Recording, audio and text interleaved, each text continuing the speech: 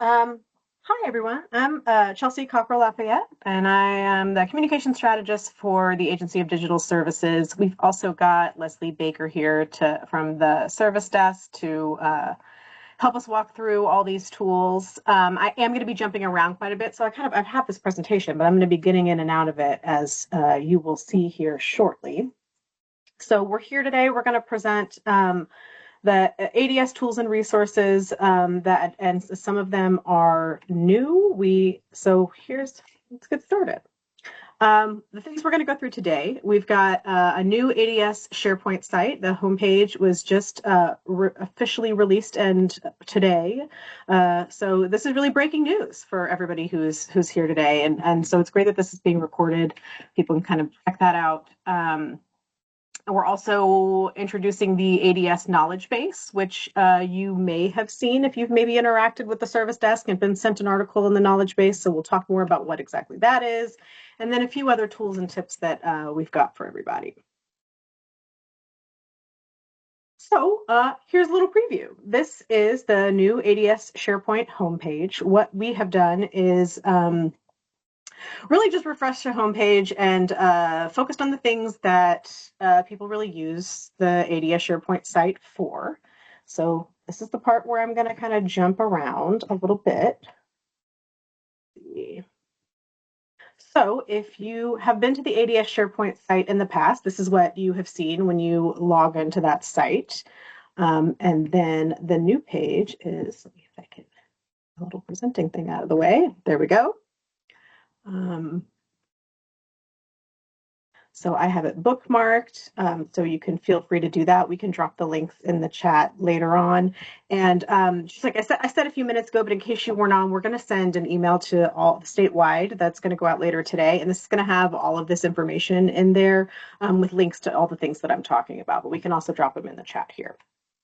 So here we go. This is the new homepage for the ADS Service Desk. As you can see, so most people, when they're contacting ADS, they probably have an issue. I think as many people in state government can probably relate to, that's when we hear from a lot of folks is when they're having a problem. So just really front and center, we have ADS Service Desk and how to submit a ticket. So if you click on this, it actually takes you to a page about how to submit a ticket. So our ticketing system is called Avanti, and it can be a little bit tricky if you've done it before. So this takes you to a page that kind of walks you through it just in case you've never done it before or want a few tips and tricks. So it shows you right where to do it, and then a few other things like you can add someone if there's someone who is you want to kind of be copied on all the correspondence about a certain ticket. If it impacts multiple people, there's a way to do that. And then it would take you right to the service desk here.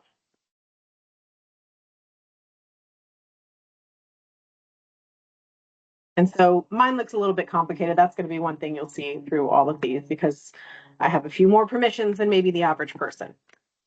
So that's really the basics here. And then we've got these kind of jump to sections that you can go to so you can learn a little bit about ADS, mission and vision, resources. There's a quick link to job openings that are just for ADS. And a lot of people use purchasing standards, so that's right there. Licensing dashboard. We've got these frequently asked questions. So big thing, you're trying to change your password. Well, how many characters do I have to use? I don't remember. That's all right there. Traveling abroad, can I work there? So we put things that recent things that we've been sharing out to folks, but also things that people seem to really be clicking on quite a bit. How do you add a printer? So kind of some quick links there if you need. And then also help with Microsoft tools. If you just really want to read up on our cybersecurity standards and directives, of course, we encourage everyone to do that. We've got an AI code of ethics. So there's just things that you can explore about ADS, but also how folks can use ADS. And we've got some holidays on there too, but we'll also, like this presentation is listed on here. So if we have some trainings and things like that that are coming up, we'll drop those down there as well. So what you might notice here,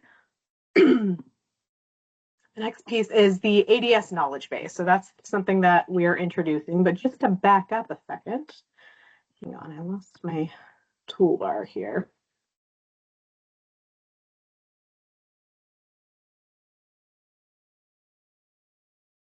Where did it go? Oh, my notepad is covering it. Sorry about that.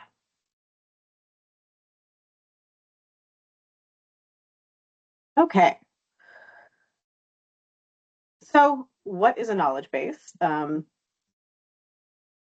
It's really a tool to help folks. It's a way to organize knowledge, right? That's the most simple way to put it. But it's got a whole bunch of articles um, about how we do things at the state of Vermont when it relates to IT. We've had many, Leslie and I, and many folks at ADS who have been contributing to it as we've built this tool out.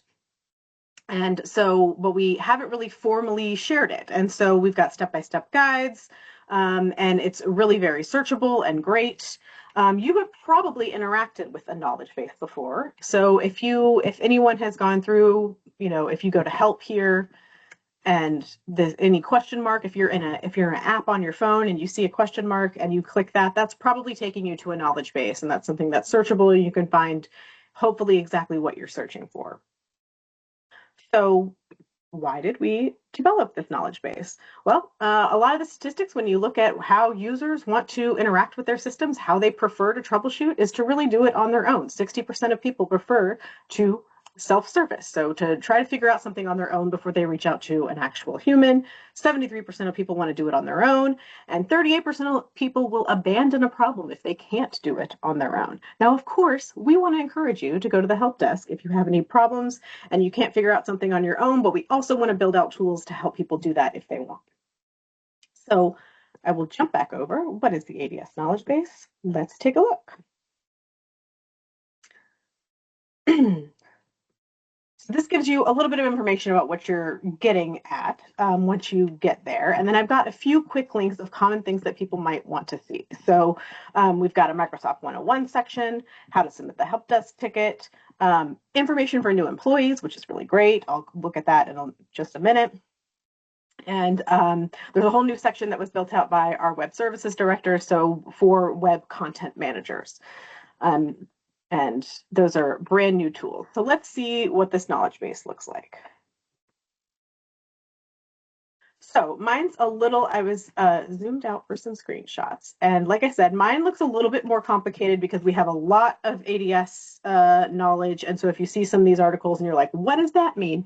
You might not see that when you get to it. It's really kind of a rough and ready site, but the functionality is really great. So this search bar is really the best place to go if you're like, I don't know what Microsoft AI assistant. Let's see.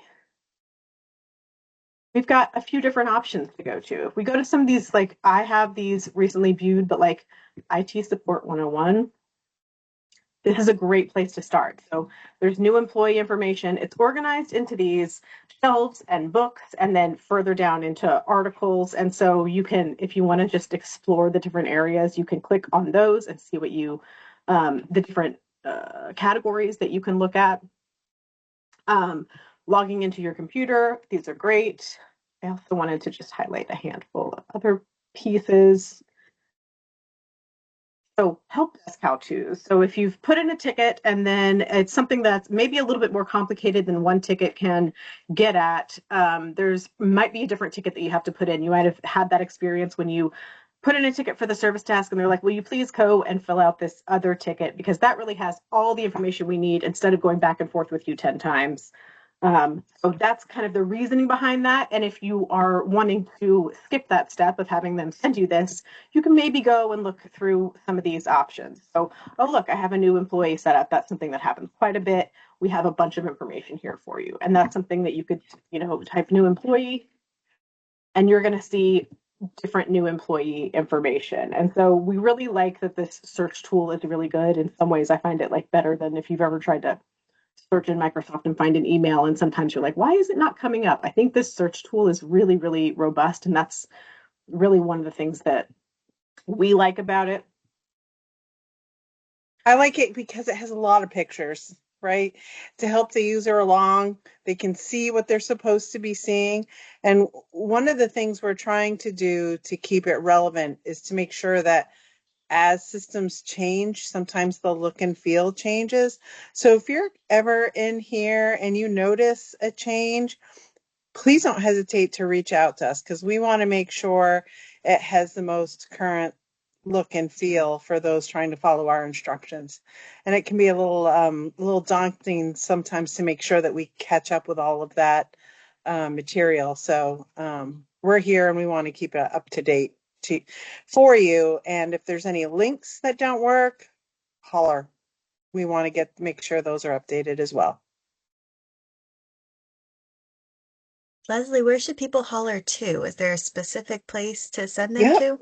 You can call our service desk, or you can even put in a ticket. If you'd like, call us, put in a ticket. That would be great. Make sure you Awesome. reference Knowledge Base or Bookstack, and we'll take a look at it.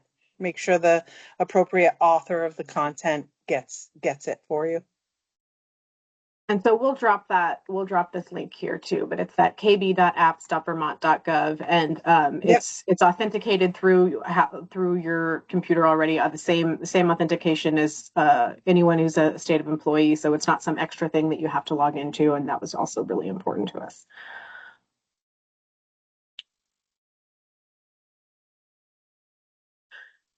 So those are really a lot of the major components of what we're doing. But I also wanted to showcase one more thing that we really haven't. I know Josiah has talked about. There was a Vermont Digger article about it recently. But in case you haven't seen it, when you're talking about this at the beginning of the conversation, maybe before 12, we were talking about AI assistant and potentially summarizing meetings. So I wanted to let people know about ChatVT if you don't know about it already.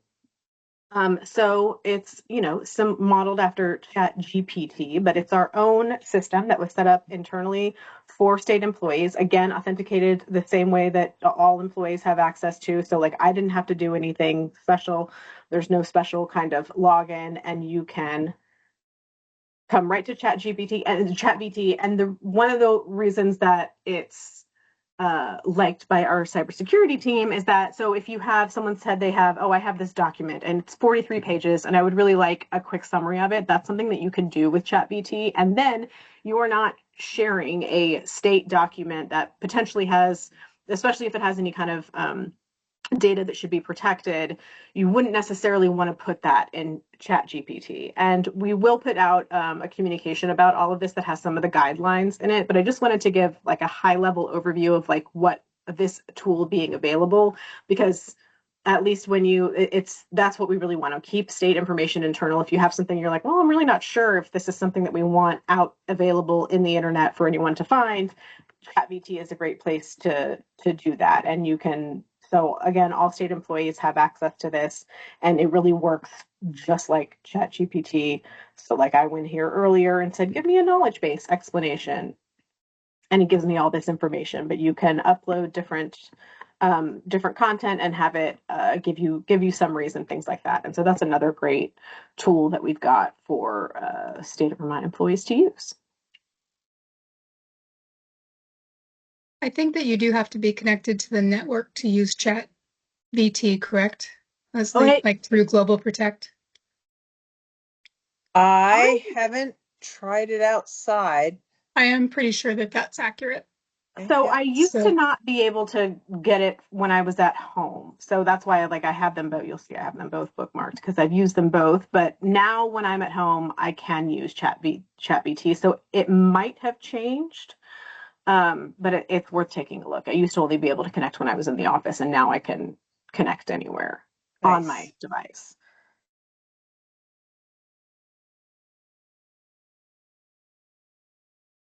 And so that's really it. Like I said before, I just wanted to go through some of these things. And of course, the ADS Help Desk is always here for you. And if you aren't wanting to troubleshoot it yourself, but we do have these tools if you're interested.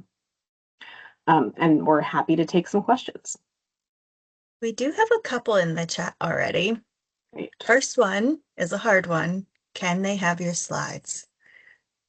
Yes. Or will that already be summarized beautifully in that email that's going out later today? Would be a Yeah, I second can half of that definitely. question. Yeah, I wanted to say here, I'll stop sharing just so I can see people. But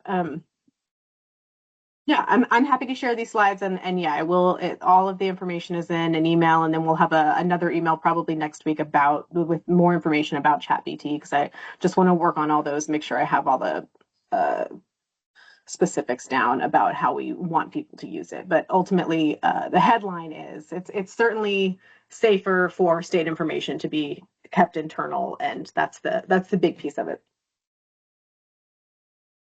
Okay. And then next question oh, Kristen, do you want to follow up on that question? I do because it's kind of throwing me off and it takes just a little to throw me off these days, so forgive me. When you say chat VT stays internal, am I to interpret that when we are chatting within Microsoft Teams, is that not necessarily internal only, or could that be exposed to the general public? Can you elaborate on that, please? Thank you. Yeah, I'm not a cybersecurity expert, but my understanding is that everything that is within the Microsoft Teams environment within the state stays within the state. So that is all safe and easy to and use. We really didn't like. I think you probably didn't see Microsoft. You might have heard in the news about Microsoft AI tools before they were implemented in the state, because I know we really had to have our teams review and make sure that that was the case. So any AI tools that are available for through the state environment have been vetted uh, by our team. So it's more that chat GPT, that if you put something into chat GPT, the concern is that then it's, that's something that is cataloged by chat GPT and could be used to as a learning tool for it, and then is no longer contained within our environment. Thank you. That was a good explanation.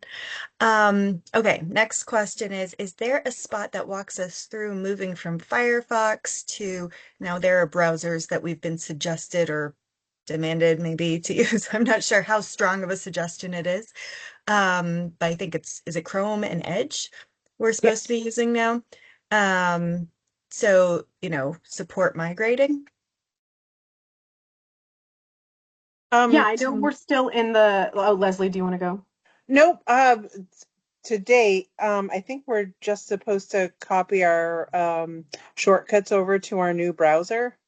Um, and that's what I know of right now. My team can certainly help show people how to do that if they want to call in. But I'm not sure if there's any book stack out there for that yet, Chelsea. Yeah, and I know that we received there's still the public comment period that I think extends through today, maybe through Monday.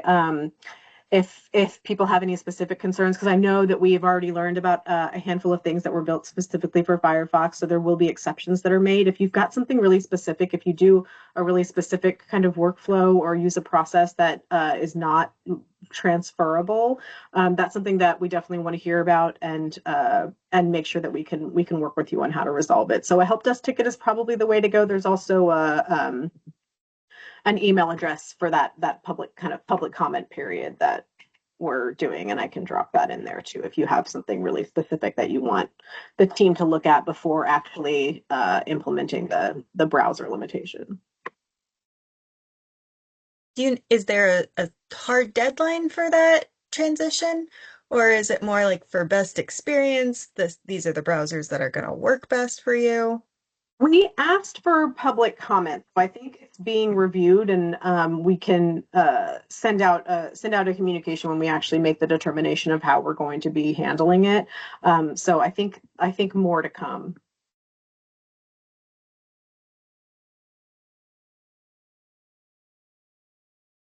Jeffrey, do you want to go ahead? Yeah, thank you. I'm just wondering what ChatVT learned on, or what it is learning on. I don't have the answer to that. Josiah certainly would. It was Josiah and his team that really built it out. So yeah, I'm not sure. Okay, thank you.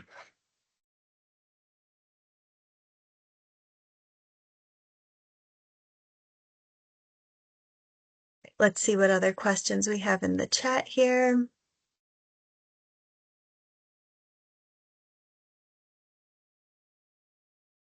There's a question about AI services connected to Microsoft like Copilot, and are the services that we're not supposed to be using automatically disabled, or how should people understand that situation? How careful do we need to be? That kind of thing. I believe so. I think one of the components that I know was discussed internally before turning on. I think Copilot is how Microsoft the branding has changed for Microsoft, but Copilot I think is generally what it uses for is using for AI. So like that meeting transcription piece and was something that I think that you need to use a little bit of judgment around. So like if you are discussing like sensitive data or things that shouldn't be available to everyone. If you don't want things to be available to people after the meeting, that transcription is something that you should really think about, whether you can turn on or off. Um, and of course, if people are having meetings that are scheduled by, outside parties and they were able, an outside party might turn on transcription and you would potentially want to ask that they not turn it on if there's a reason that it shouldn't be turned on, or if you feel like you're discussing information that's proprietary to the state. Or PII or anything like that. So Tax that's just something to be information. aware of when you're using those things. Do you have a site page that has best practices? And I'm sorry if you already said that. I don't For think we do right now, but I think this is really great and a good reason for us to have these pieces to see what would be really useful to people. And I can definitely work on something like that. awesome. And then whenever that would be done, how would it be announced? Would it be a new page on the SharePoint site? Would it go into the HR Connect so people would know something new exists? How do you Yeah, tend to so announce those so things? new articles would be highlighted, but when we put anything out, we typically send an email about it.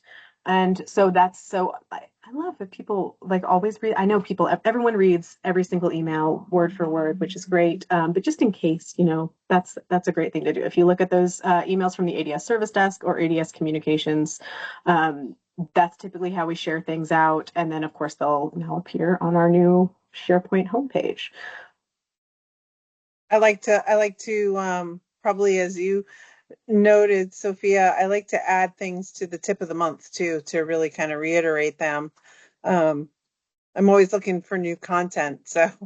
Uh, so when Chelsea put something like that out, I'm like, oh, great, awesome. This is something I can share, people can keep. Yeah. And so that's those HR Connect emails. So ADS always has a section in the HR Connect emails, and I know those are lengthy, but there's really good tips that make their way into that. And there is a table of contents at the top. So just Yeah, click on the links that you like. You don't have to read it all. skip right Yeah. around, skim it like Yeah. the newspaper. Yeah. Trudy, do you want to go ahead? Yeah, thanks. And Chelsea, you might have meant this, or it might already be on the new page, and I'm sorry if it is. But when you talk about doing the best practices, is there a way to have a link there or tie that to the current approved softwares from security for the state too? Because that's come up before, like with um, recordings and things like that. So I'm just wondering if that could tie in well with best practices, is make sure to check things here if you have questions, if security has approved it.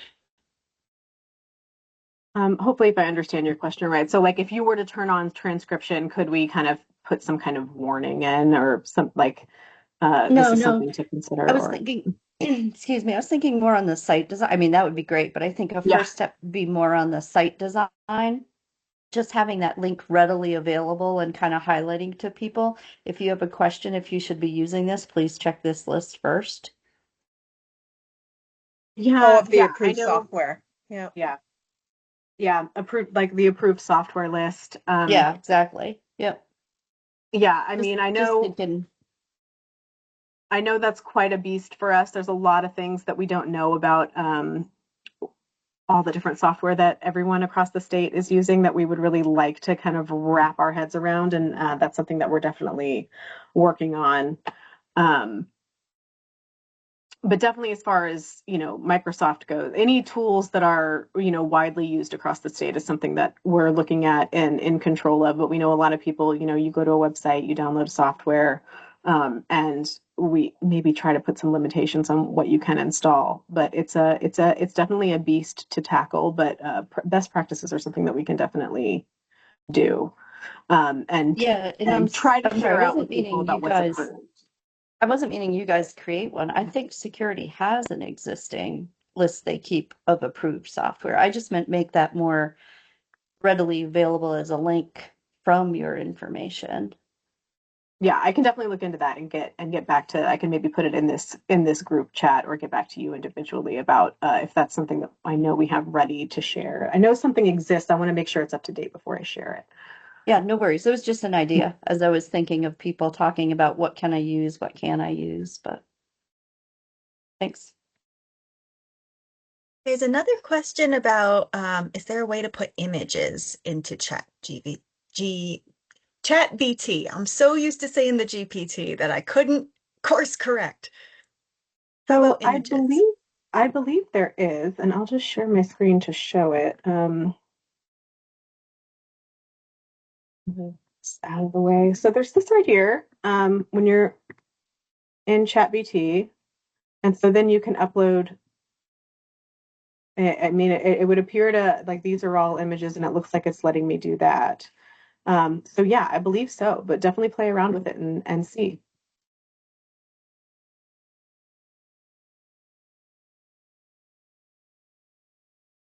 There's another question about is there a troubleshooting area to put cases where ChatVT outputs hallucinations and needs some sort of correction? Is there a way to report those?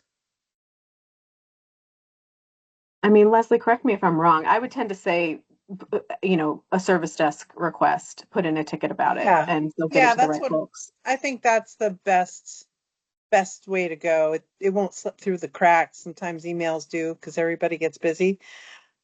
So I think an Ivanti ticket is your best bet. And if we don't know who it goes to, we'll track it down. Makes it easy for me. I like just sending everything to one Yep, yep. place. Anything you want to call or put in a ticket is fine with us.